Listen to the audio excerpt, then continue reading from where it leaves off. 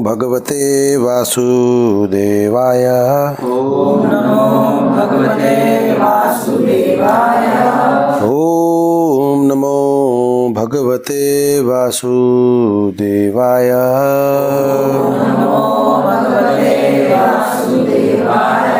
ओम नमो भगवते वासुदेवाय।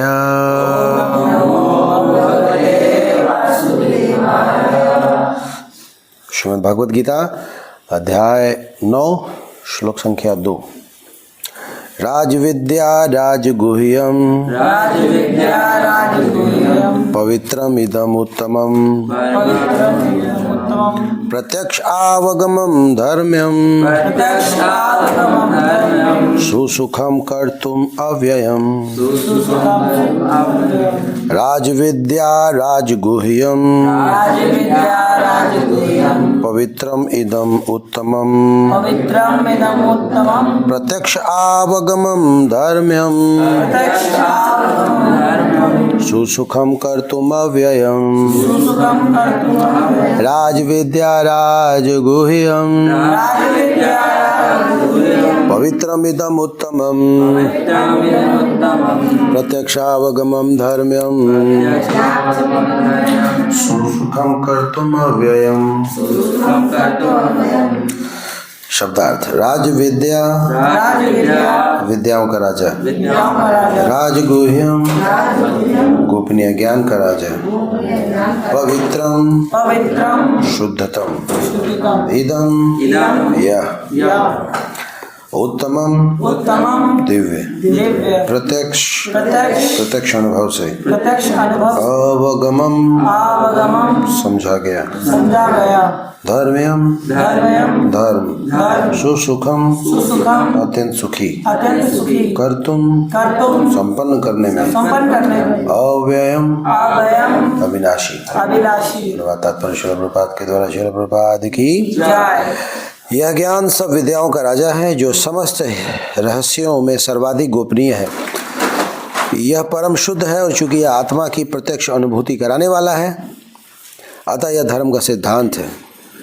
यह विनाशी है और अत्यंत सुखपूर्वक संपन्न किया जाता है। बोलिए यह ज्ञान सब विद्याओं का राजा है जो समस्त रहस्यों में सर्वाधिक गोपनीय है। यह परम शुद्ध है और चूंकि यह आत्मा की प्रत्यक्ष अनुभूति कराने वाला है अतः यह धर्म का सिद्धांत है। यह अविनाशी है और अत्यंत सुखपूर्वक संपन्न किया जाता है। ओम ज्ञानतिमिरान्धस्य ज्ञानाञ्जनशलाकया चक्षुरुन्मीलितं येन तस्मै श्रीगुरवे नमः। श्रीचैतन्यमनोभीष्टं स्थापितं येन भूतले स्वयं रूप कदा मह्यं ददाति स्वपदान्तिकं। वाञ्छाकल्पतरुभ्यश्च कृपा सिन्धुभ्य एव च पतितानां पावनेभ्यो वैष्णवेभ्यो नमो नमः। जय श्री कृष्ण चैतन्य प्रभु नित्यानंद श्री अद्वैत गदाधर श्रीवासादि गौर भक्त वृंद। हरे कृष्णा कृष्णा कृष्णा हरे हरे, हरे राम राम राम। श्रील प्रभुपाद की जय।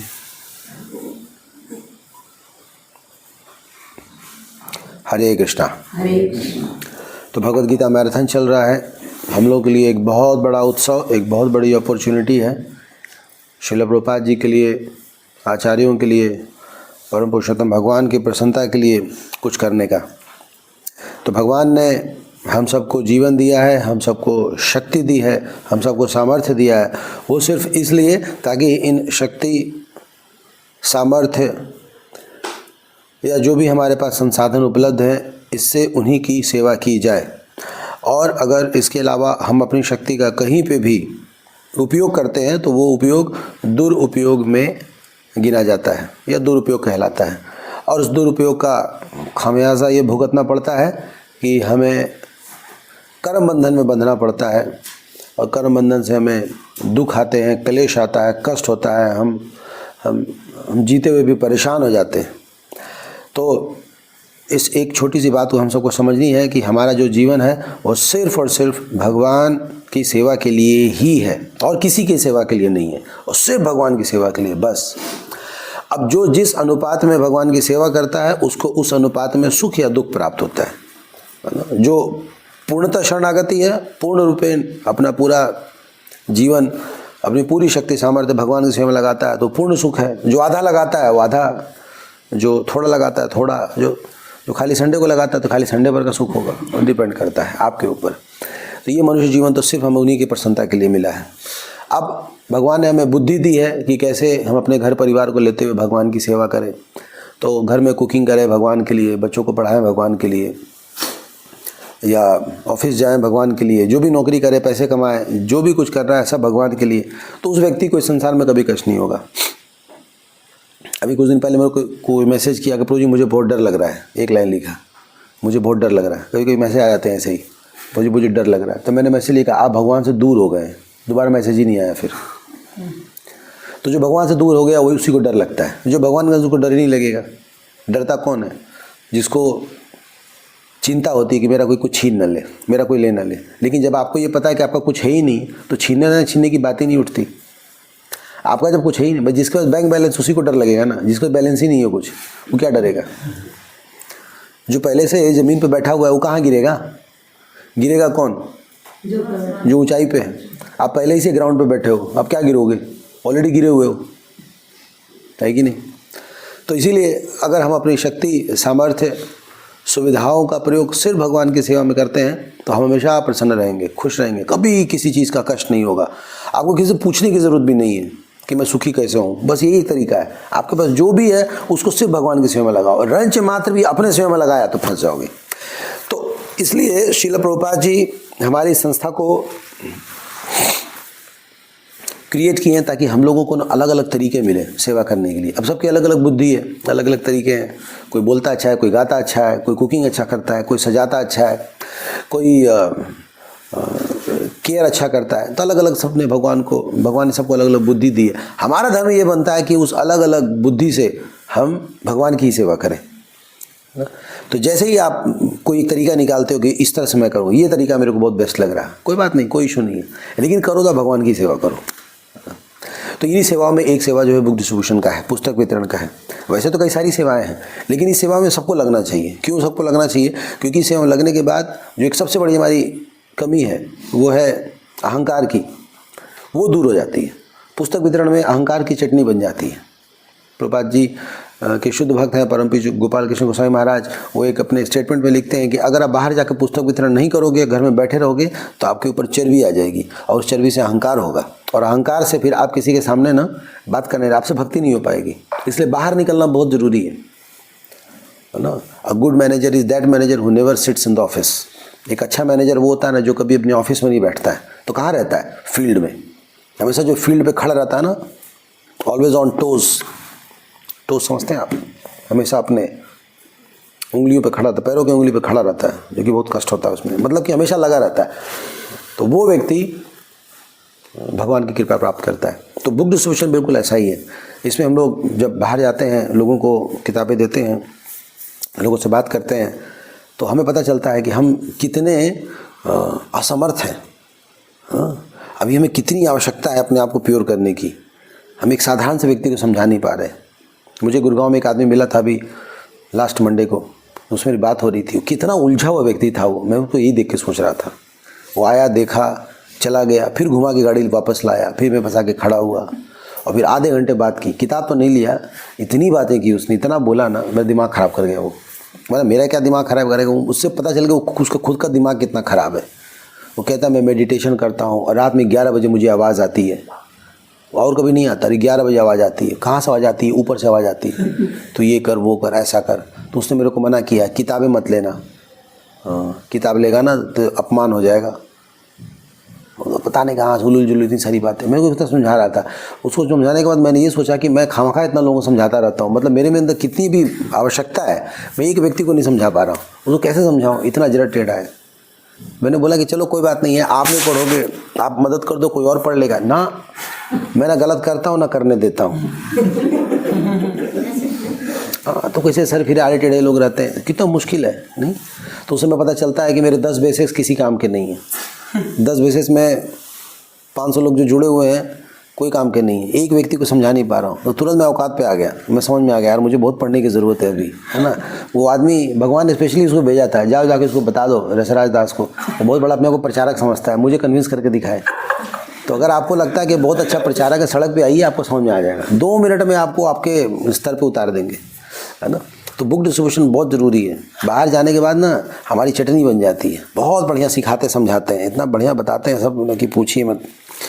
और इस सेवा में ईगो बिल्कुल भी नहीं आता, बहुत विनम्र रहते हैं। जैसे गुरु के लिए भिक्षा मांगनी चाहिए, उसी प्रकार से बुक डिस्ट्रीब्यूशन है। बुक डिस्ट्रीब्यूशन में भी हम भिक्षा मांगने ही जाते हैं, थोड़ा तरीका अलग हो गया है, पहले कटोरा लेके जाते थे, अब किताब लेके जाते हैं, है ना। तो बहुत मज़ा आता है ना। हालांकि आप लेडीज़ टू लेडीज़ कर सकते हैं, जेंट्स टू जेंट्स कर सकते हैं, लेकिन आप बस निकलिए एक बार कीजिए। तो आज मैंने ये श्लोक इसलिए लिया क्योंकि जब आप भगवत गीता, जनरली भगवत गीता मैराथन है, जब आप किसी को भगवत गीता देते हो तो पहला प्रश्न लोग पूछते हैं ये क्या है, आप कौन है और ये क्या है। तो आप कौन है तो आप बता देते हो कि आप इस्कॉन मंदिर से हो और भगवान के प्रचार के लिए आए हो। लेकिन जब ये पूछते ये क्या है तो समझाना पड़ता है ये क्या है ग्रंथ। तो ये ग्रंथ क्या है, इसका डेफिनेशन इस 9.2 में मिलता है, 9वें अध्याय के दूसरे श्लोक में मिलता है कि ये ग्रंथ है क्या, what is this book all about. तो एक एक वर्ड जो है भगवान ने जिसमें जो बोला है, तो 9.2 जो भगवत गीता है ये है परिभाषा सूत्र, परिभाषा सूत्र है ये। भगवत गीता क्या है, कोई आपसे पूछे क्या है भगवत गीता, तो आप ये श्लोक दिखाइए, 9.2 दिखाइए। तो इसके एक एक शब्द बड़े महत्वपूर्ण हैं। तो क्या है, राजविद्या राजगुह्यम पवित्रम इदम उत्तमम प्रत्यक्षावगमम धर्म्यम सुसुखम कर्तुम अव्ययम। तो सारे शब्द जो हैं मिल करके इतना सुंदर ये श्लोक बनता है कि पूरी भगवत गीता की परिभाषा बनाता है। तो पहला वर्ड आता है राजविद्या। राजविद्या का मतलब यह सभी विद्याओं का राजा है ना। तो राजा का मतलब क्या, जो सब पे शासन करे। अब विद्या का मतलब होता है वह ज्ञान जो हृदय को परिवर्तित करे। तो ये जो भगवत गीता का ज्ञान है ये सभी विद्याओं का राजा है। इस संसार में बहुत सारे ज्ञान लोग अर्जित कर रहे हैं, है ना। इंजीनियरिंग पढ़ रहे हैं, मेडिकल पढ़ रहे हैं, अकाउंट्स पढ़ रहे हैं, आर्ट्स पढ़ रहे हैं, कितनी सारी चीज़ें पढ़ रहे हैं, पर उन सबका बॉस कौन है, ये भगवत गीता। क्यों बॉस है, क्योंकि वो जो ज्ञान है वो कुछ लोगों के लिए है, कुछ समय के लिए है, कुछ काल के लिए है। पर ये गीता का ज्ञान किसके लिए है, सभी लोगों के लिए और सभी काल के लिए है ना। जैसे आप मेडिकल की पढ़ाई पढ़ोगे तभी तक पढ़ोगे जब तक आप मेडिकल कर रहे हो ना, 2 साल 4 साल 7 साल, उसका फिर आप प्रैक्टिस में आ जाते हो, फिर कोई किताब नहीं पढ़ता। 12th में हो आप, 12th पढ़े, उसके बाद फिर किताब को बेच दिया, है ना। तो आप फिर ये देखते हो कि कुछ समय तक आपका साथ रहता, पर ये किताब तो हमेशा आपके साथ है, छोटे में भी, अभी भी, बड़े में भी। और स्त्रियां भी पढ़ती हैं, पुरुष भी पढ़ते हैं, बच्चे भी पढ़ते हैं, बुजुर्ग भी पढ़ते हैं, हमारे देश के, दूसरे देश के। कोई ऐसा व्यक्ति नहीं कह सकता ये हमारे यहाँ एप्लीकेबल नहीं है जी, ये आपके यहाँ नहीं, ये हर किसी के लिए एप्लीकेबल है। इसलिए राजविद्या है। तो असली राजा तो वो है ना जो सब पे शासन करे, चक्रवर्ती सम्राट उसको कहेंगे, सब पे जो शासन करता है। इसलिए ये ज्ञान क्या है, राजविद्या। इससे बड़ा कोई ज्ञान है ही नहीं। तो अगर हम अपने लोगों को या अपने आप को कोई और ज्ञान दे रहे हैं तो समझिए बहुत बड़ी मूर्खता कर रहे हैं। अगर भगवत गीता का ज्ञान नहीं दे रहे हैं, जो टॉप मोस्ट नॉलेज है वही नहीं दे रहे हम, अपने आप को यही नहीं पढ़ा रहे हैं, तो फिर क्या फ़ायदा। तो ये पढ़ाना चाहिए, ये हमें पढ़ना चाहिए, ये सभी विद्याओं का राजा है। दूसरे शब्दों में अगर आप कुछ नहीं पढ़े, ये पढ़ लिए तो सब कुछ पढ़ लिया। और अगर आपने ये नहीं पढ़ा और सब कुछ पढ़ा तो समझिए कुछ नहीं पढ़ा। क्यों, क्योंकि ये जो पढ़ेंगे ये आपके साथ जाएगा, अगले जन्म में आपके काम आएगा। लेकिन जो मटेरियल नॉलेज है आपके शरीर समाप्त होते ही हरि बोल हो जाएगा। नहीं, आपने जो भी पढ़ाई की है, जैसे आप शरीर छोड़ोगे फिर से पैदा होगे, फिर से शुरू से पढ़ना पड़ेगा। नहीं, तो कितना कष्ट है उसमें। और ये ज्ञान कैसा, इसलिए इसको राजविद्या कहते हैं। राजगुह्यम इसलिए कहते हैं क्योंकि इसमें बहुत सारी गुप्त बातें दी हुई हैं, गुप्त ज्ञान दिया हुआ है इसमें। गुप्त का मतलब होता है कॉन्फिडेंशियल, जो कई लोगों को पता नहीं है। तो सबसे पहली और महत्वपूर्ण कॉन्फिडेंशियल नॉलेज में है आत्मा का नॉलेज। आत्मा के बारे में पता ही नहीं है, किसी भी धर्म ग्रंथ में आत्मा के बारे में नहीं दिया हुआ है, भगवत गीता में दिया, बिल्कुल शुरू में दिया है। तो हम सब शरीर नहीं आत्मा है। अगर इस बात को अगर हम जान जाए, सुन लें, समझ लें, तो फिर हमारे सारे कष्ट समाप्त हो जाएंगे। आज जो भी समस्या संसार में है वो अपने आप को गलत पहचान बनाने के कारण ही है ना। जैसे आप गाड़ी में बैठते हो तो अपने आप को गाड़ी महसूस करते हो, नहीं, आपकी चौड़ाई इतनी हो जाती है, आप इतने चौड़े हो जाते हो। जब आप चलते हो ना किसी गली से तो आपको लगता है पार हो पाओगे कि नहीं। अब आपकी लंबाई चौड़ाई इतनी हो, अगर ट्रक में बैठोगे ना तो और बड़े हो जाओगे आप, तो आपको लगा मैं इसमें से पार नहीं हो पाऊंगा, यही बोलते हो ना, मैं पार नहीं हो पाऊंगा। आप नहीं, मैंने ट्रक पार नहीं हो पाएगा। तो उसको कहते हैं फॉल्स आइडेंटिफिकेशन, गलत पहचान बना लिया। हालांकि उस समय ज़रूरी है। ये आपकी गाड़ी में कोई धक्का मार दे तो चोट दिल पे लगता है, हालांकि मारी धक्का में, गाड़ी में धक्का मारा है ना किसी ने, गाड़ी को ठोक दिया तो लगता है कि मुझे ठोक दिया। तो ये फॉल्स आइडेंटिफिकेशन। उसी प्रकार से ये शरीर है। तो हमें कुछ कोई बोलता है तो हमें मतलब कि शरीर को कोई कुछ बोलता है तो हमें लगता है कि हमें बोल रहा है। जैसे बोले सारे इंडियंस चोर हैं तो बुरा लगता है ना, ऐसे तो आप इंडियन थोड़ी हो।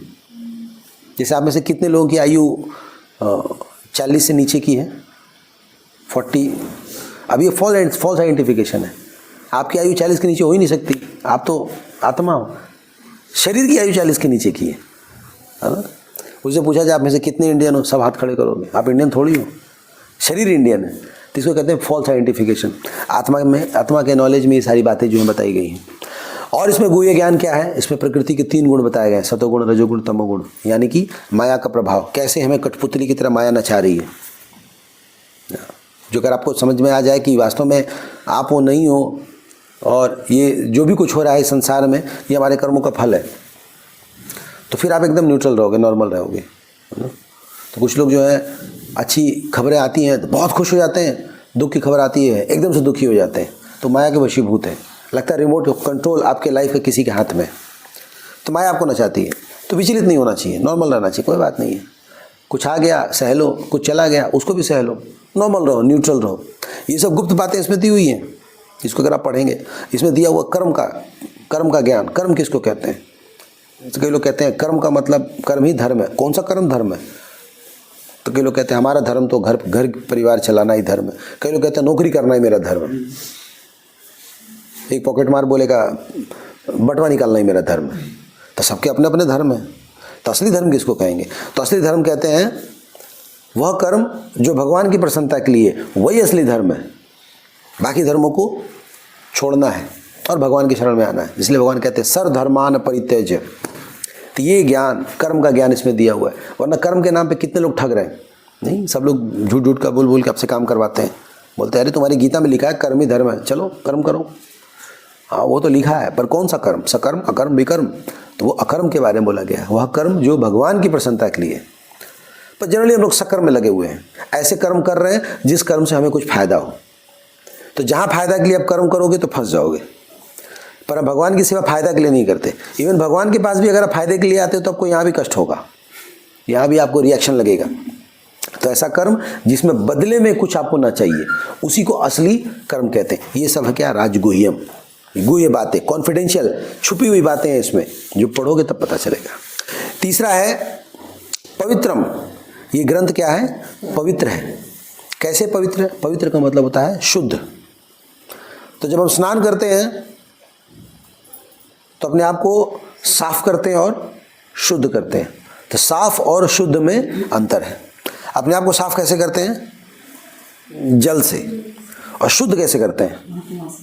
आत्मा से। आत्मा कोई साबुन की टिकिया?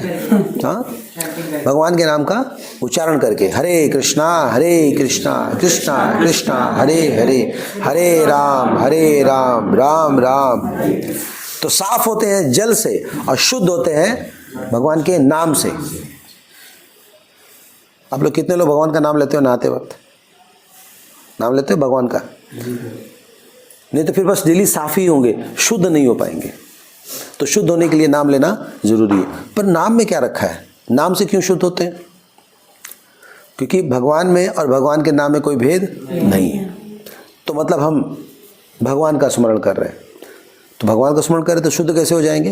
क्योंकि भगवान क्या है? स्वयं शुद्ध है। तो सबसे ज़्यादा शुद्ध कौन है? भगवान। और आप किसके संपर्क में आ गए? शुद्ध के। तो एक शुद्ध व्यक्तित्व के संपर्क में आए तो आप भी शुद्ध हो जाएंगे। सिंपल है।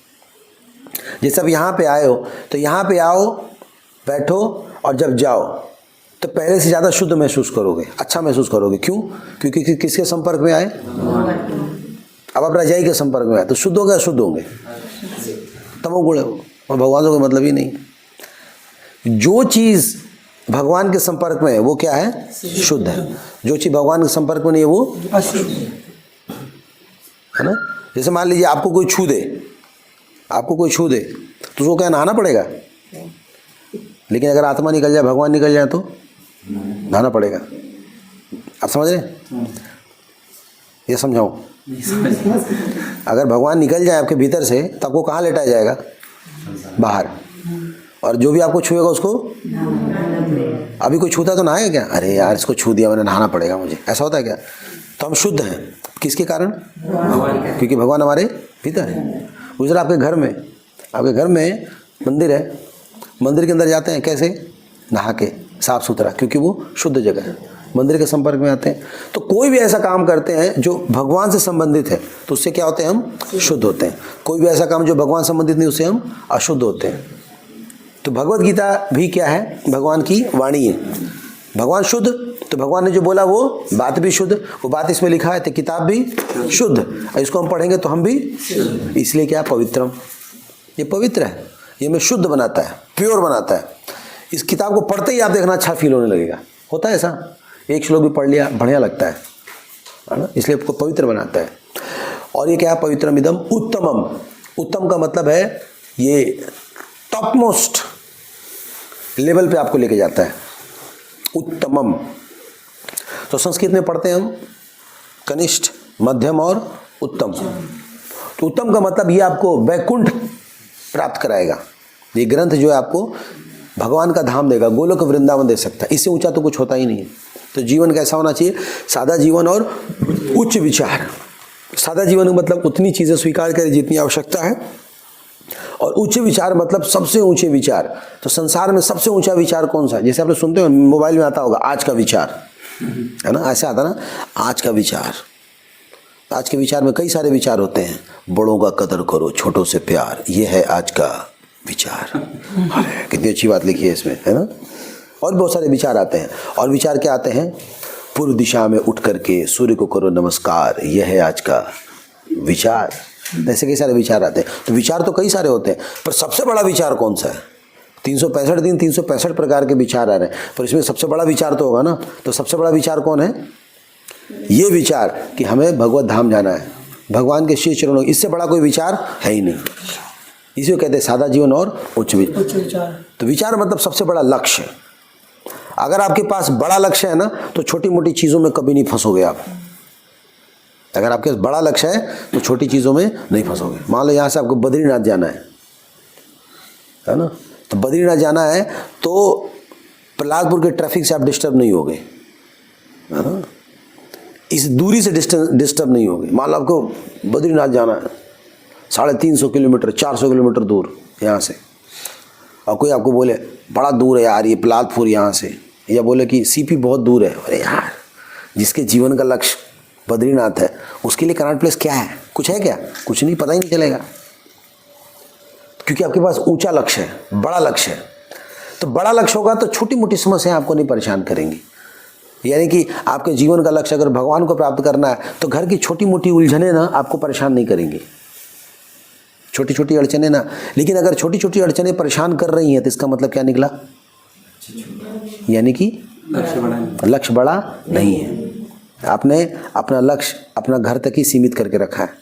अब आपके बच्चे परेशान कर रहे हैं, आपके घर वाले परेशान कर रहे हैं, आपके पड़ोसी परेशान कर रहे हैं, आपको सरकार परेशान कर रही है, आपको पॉल्यूशन परेशान हो, अभी हम परेशान हो रहे हैं, यानी कि आपके जीवन में बड़ा लक्ष्य है ही नहीं। आप सैलरी से परेशान हो रहे हो, है ना, आप परेशान हो रहे हो गाड़ी के हॉर्न से, आप परेशान हो रहे हो अपने शरीर से, इसका मतलब अपने जीवन में बड़ा लक्ष्य तो अभी जाना ही नहीं है ना। तो ऊंचे लोग ऊंची पसंद, मानिक चंद नहीं। तो बड़ा लक्ष्य अगर आपका रहेगा ना तो जीवन की छोटी छोटी समस्याएं से आप नहीं परेशान होंगे। आपको लगा यार मुझे तो बड़ा काम करना है, क्या ये चुन्नू मुन्नू चीज़ों से परेशान हो, तो बड़ा सोचिए, बड़ी सोच रखिए। तो भगवत गीता में बड़ा सोच देता है, उदम उत्तमम। फिर अगला वर्ड आता है प्रत्यक्ष आवगमम। दूसरे लाइन का पहला शब्द है प्रत्यक्ष आवगमम। इसका मतलब है कि यह ज्ञान भगवत गीता का आज भी उतना ही उपयोगी है जितना 5000 साल पहले अर्जुन के सामने था। अर्जुन परेशान थे, हताश थे, दुखी थे, उनको लग रहा था कि मैं ये काम नहीं कर सकता, तो भगवान ने उनको दिव्य ज्ञान दिया और वो ठीक हो गए। उन्होंने अपना कर्तव्य किया। आज भी हमारे साथ वैसा ही है, हर दिन हमारे साथ महाभारत होता है। हमें क्या लगता है हम ये काम नहीं करेंगे, बोलते हैं ना हम ये काम नहीं करेंगे, इसका मतलब कि आप अर्जुन है, महाभारत वाला युद्ध है लग रहा कोई, जैसे हम नहीं पढ़ेंगे। बोले माँ मेरे हाथ से पेन सरका जा रहा, मेरा गला सूख रहा है, मैं एग्ज़ाम नहीं दूंगा। ये क्या है? वही अर्जुन वाली स्थिति है। तो आप बनते हैं भगवान कृष्ण, इधर आओ पार्थ, मैं तुम्हें भगवद गीता का ज्ञान, तो आप उसको समझाते हैं, तो समझाने का काम है क्या? ये भगवान कृष्ण वाला काम कर रहे हैं आप। फिर अर्जुन कहता है अब मेरा मोह दूर हो गया है, अब मैं वापस अपनी शक्ति प्राप्त कर चुका हूँ, अब आप जो बोलोगे मैं करूँगा। मैंने अर्जुन अब चार्ज हो गया। तो यही तो है महाभारत, और क्या। तो हर दिन छोटे छोटे महाभारत हो रहे हैं हमारे जीवन में। हम पढ़ेंगे नहीं, हम ऑफिस नहीं जाएंगे, हम प्रचार नहीं करेंगे, हम बुक डिस्ट्रीब्यूशन नहीं करेंगे। क्यों? अरे कोई लेता होता नहीं है। अरे तो भगवान क्या बोले, कोई ले या ना ले, आपका काम क्या है?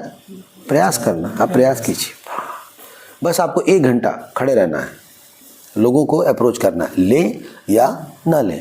उसी में अब देखेंगे एक दिन ढेर सारे लोग ले लिया, आप बोले आज बड़ा अच्छा लगा लोगों ने ले लिया, बोले इसे भी विचलित मत हो, लोग लें या ना लें, आपका काम है 1 घंटा जाना और किताब लेके खड़ा रहना, प्रयास करना। जो लेने वाले हैं भगवान उसको भेजेंगे, जो गाली देने वाले भगवान उसको ही भेजेंगे, जाओ इसको थोड़ा गरिया के आओ, है ना? जाएगा आपकी उतार देगा 2 मिनट के अंदर। फिर आप बोले तो ना तो लेने से आपको सुखी होना है और ना लेने से दुखी होना है। आपको क्या करना, सिर्फ अपनी ड्यूटी करना। अब ये ज्ञान भगवान ने अर्जुन को उस समय दिया, क्या आज एप्लीकेबल नहीं है? आज भी एप्लीकेबल है। आत्मा का ज्ञान उस समय था, आज भी एप्लीकेबल है। आज भी लोग परेशान होते हैं, पढ़ते हैं गीता, ठीक हो जाते हैं। तो वर्तमान युग में भी बहुत सारे लोग हुए, गांधी जी हुए, विवेकानंद हुए, अरविंदो हुए, महाप्रभु हैं, शंकराचार्य हैं, कौन ऐसा व्यक्ति नहीं है। इवन वर्तमान में देखा है तो मोदी जी भी हैं। सब लोग गीता को प्रमोट करते हैं। अभी कुछ समय पहले तो इस पे हाथ तक कसम खिलाया जाता था, नालायकों ने बंद कर दिया।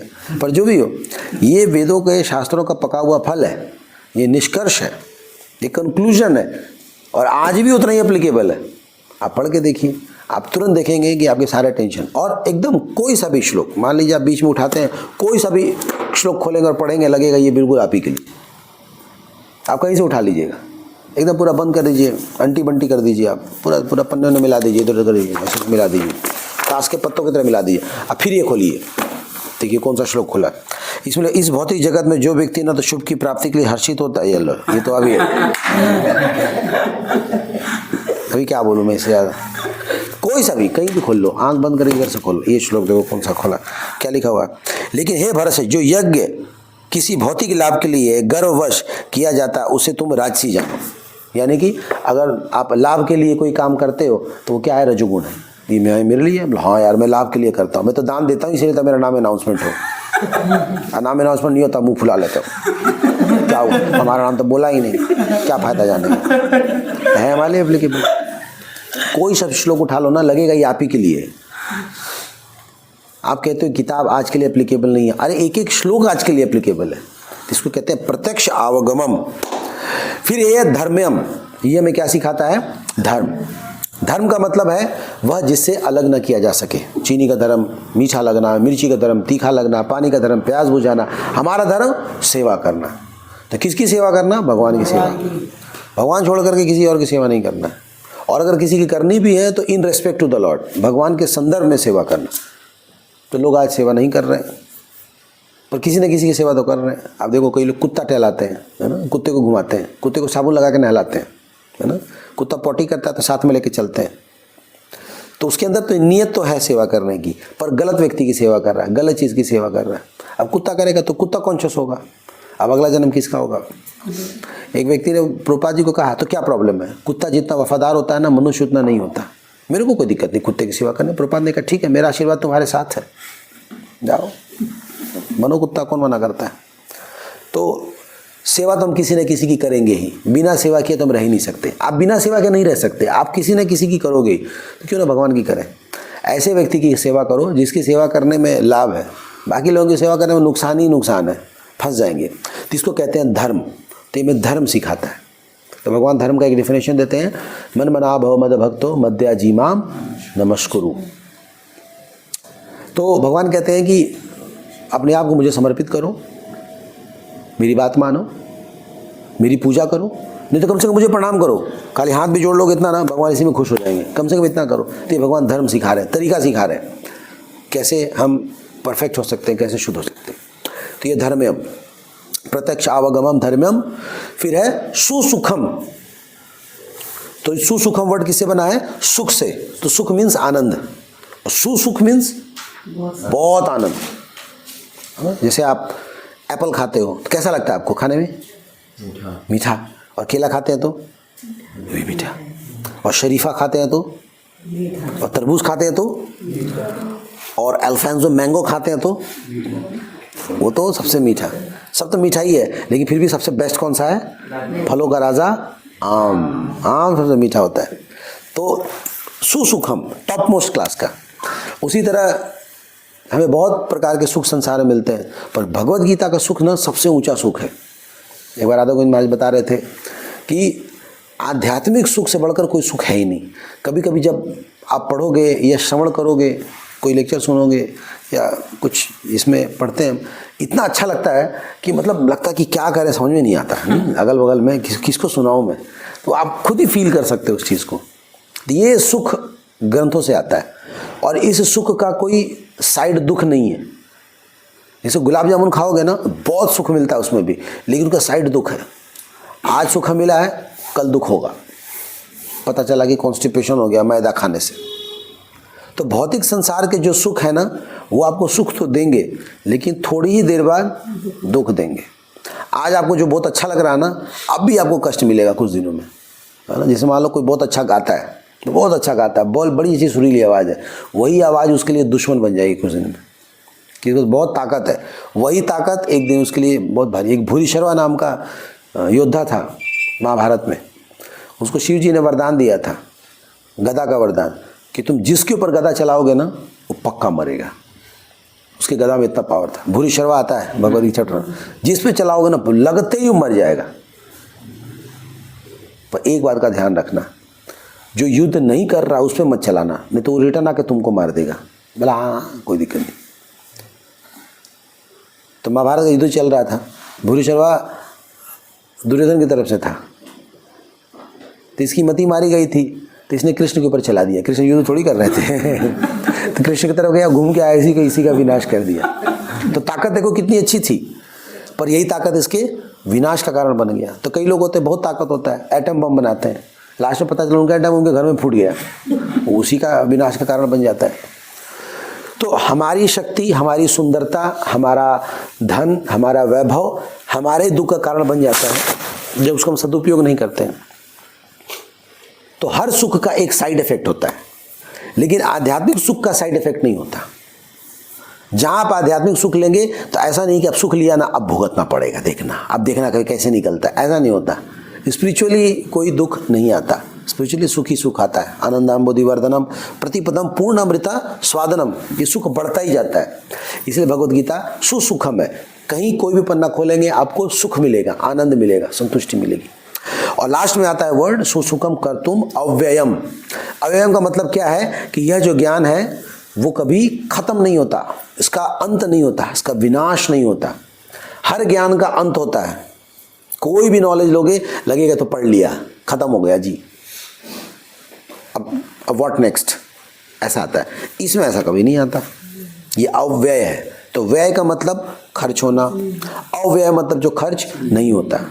इनफैक्ट जितनी बार पढ़ेंगे उतनी बार कुछ नया आपको जानने को मिलेगा, कुछ नया सीखने को मिलेगा, कुछ नई अनुभूति होगी आपको, कुछ नई संतुष्टि मिलेगी आपको। हर बार एक नया रियलाइजेशन मिलेगा। वही श्लोक आप जितनी बार पढ़ेंगे वो, और सबके लिए ही, बड़े से बड़े महान ऋषि मुनि हैं उनके लिए भी, और एक छोटे से बच्चे के लिए। तो भगवान क्या करते हैं, अपने आप को उनके पात्रता के अनुसार जो है रिवील कराते हैं। जैसी उसकी पात्रता होती है ना, उसके हिसाब से रिवील कराते हैं। जैसे भगवान के दर्शन सब लोग करते हैं, एक शुद्ध भक्त भी करता है और हम जैसे बद्धजीव भी करते हैं।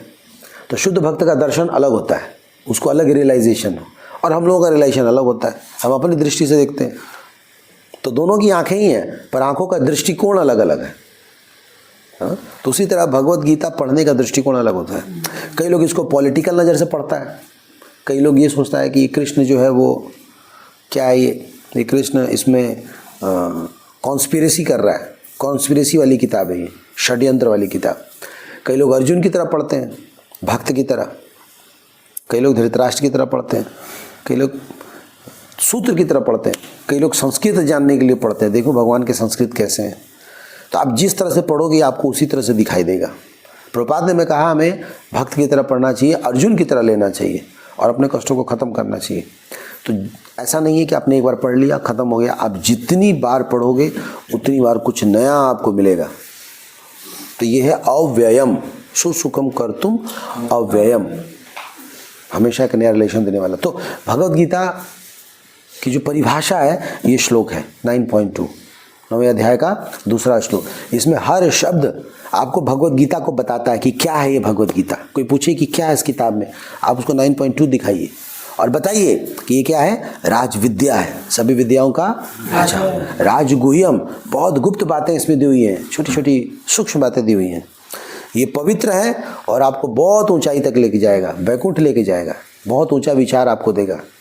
ये आज भी एप्लीकेबल है। प्रत्यक्षावगमम, ये हमें धर्म सिखाता है, धर्म्यम, ये हमें सुख देता है। इससे ज़्यादा सुख कोई ज्ञान नहीं दे सकता, कोई चीज़ संसार में। सुसुखम, और इतना करने के बाद ये ख़त्म नहीं होता। समुद्र की तरह आप कितना हो इसमें से ज्ञान निकाल लो, ये कभी पुराना नहीं होता, इसका कभी भी अपडेटेड वर्जन नहीं आता। जैसे मोबाइल अपडेट होता है ना, नया अपडेटेड भगवद गीता अपडेटेड है। यही 700 श्लोक और ये 18 अध्याय पहले थे, आज भी हैं और आगे भी रहेंगे। तो इस एंगल से पढ़ें, इस एंगल से लोगों को बताएं कि भगवद गीता क्या है, क्योंकि गीता जयंती आ रही है। गीता जयंती के दिन हमें पता होना चाहिए जब कोई पूछे गीता में क्या है, ताकि उसको अच्छे से एक्सप्लेन कर सके। ठीक है। हरे कृष्णा कृष्णा कृष्णा हरे हरे, हरे राम राम राम। किसी